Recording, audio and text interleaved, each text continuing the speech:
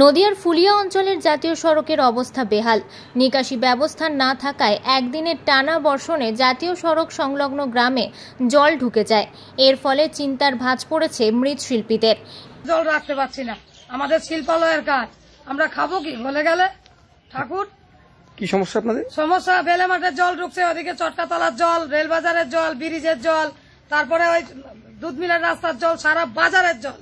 এত জল আমরা পাড়ায় রাখতে পারছি না। কিভাবে ঢুকছে জল? জল ঢুকছে ওই ব্রিজের তল দিয়ে, এদিক দিয়ে ওদিক দিয়ে সব দিক দিয়ে জল আসছে।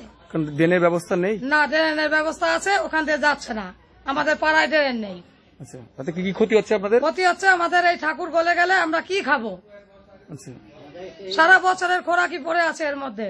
এই বাচ্চা নিয়ে কাজ করতে পারেনি, সরাতে পারেনি। এর প্রতিবাদে শুক্রবার ফুলিয়া আন্ডারপাস সার্ভিস রোড অবরোধ করে বিক্ষোভ দেখায় মৃৎশিল্পীরা ও স্থানীয় মানুষ।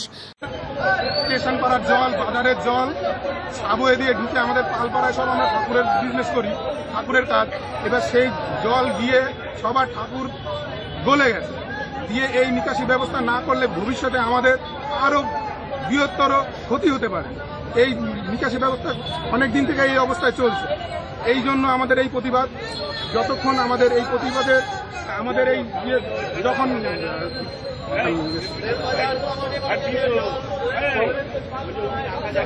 দিয়ে আমরা এই প্রতিবাদটা করছি, প্রশাসন এসে দেখুক।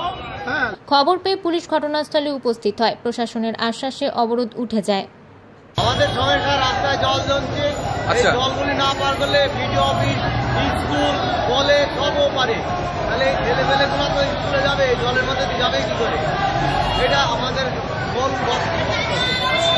এই যে সকালবেলা থেকে অবরোধ করছে, তাতে কি সমস্যা হচ্ছে? সমস্যা বলতে এই যে এখন স্কুলের ছেলেপেলেগুলি যাবে, বাজার ঘাটে যাবে, জলের মধ্যে কি করে যাবে?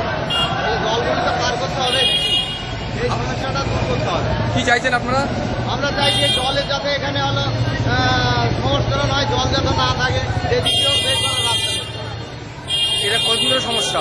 হ্যাঁ, এটা কতদিন ধরে এই সমস্যা ভুগছে? সমস্যা এই আমাদের হাই রোড হওয়ার পরের থেকে।